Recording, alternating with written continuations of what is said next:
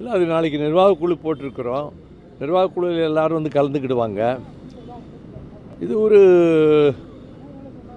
ஒரு இந்த இந்த பிரச்சனை வந்து அங்கே எல்லோரும் ஒரு சமாதானமான முறையில் பேசுவாங்க. ஆக நிர்வாகக்குழுவில் நல்ல முடிவுகள் எடுக்கப்படும் நான் எதிர்பார்க்குறேன். அதை விட அடுத்து நாங்கள் நடத்த வேண்டிய போராட்டங்கள், நாங்கள் நடத்த வேண்டிய மாநாடு, நாங்கள் நடத்த வேண்டிய பொதுக்குழு, இதை பற்றியெல்லாம் வாதிப்பதற்காகத்தான் நாளைக்கு நிர்வாகக்குழு கூடுகிறது. அந்த முடிவுகளையெல்லாம் மேற்கொண்ட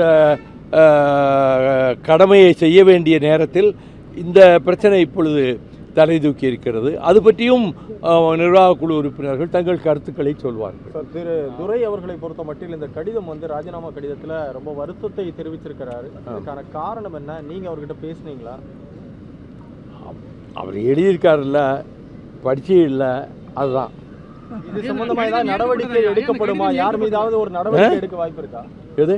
அந்த கடிதம் மூலமாக சம்பந்தப்பட்டவர்கள் நிர்வாகக்குழு உறுப்பினர்கள், தலைமை நிர்வாகிகள் எல்லாருமே கலந்து பேசும்போது அவங்கவுங்க கருத்தை சொல்லுவாங்க. இப்போ நான் எந்த கருத்தையும் சொல்ல முடியாது. ராஜினாமாவை திரும்ப பெறுவதற்கு வாய்ப்புகள் இருக்கு. எதை பற்றி நான் இப்போ சொல்ல முடியாது. இருதரப்பையும் சமாதானப்படுத்தக்கூடிய முயற்சி ஏதாவது எடுத்திருக்கீங்களா? இந்த பாருங்கள், என்கிட்ட புதுசாக கேள்விகளை போட்டு வார்த்தை வாங்க முடியாது. அது பிரச்சனை, அது எந்த காலம் நடந்ததில்லை. மாவட்ட நிர்வாகிகள் தான் என்ன அறிவுறுத்தல் சொல்றீங்க? நான் ஒன்றும் சொல்லல. ஏன்னா சில கருத்துக்கள்லாம் பதிவிட்டு வராங்க சமூக வலைத்தளங்கள்லாம். மாவட்ட நிர்வாகிகள் தான் என்ன அறிவுறுத்தல் நீங்க வந்து சொல்றீங்க?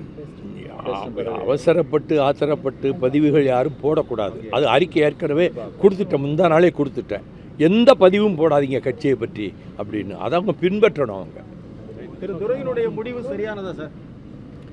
நீங்கள் என்ன கேள்வி கேட்டாலும் என்கிட்ட பதில் வராது.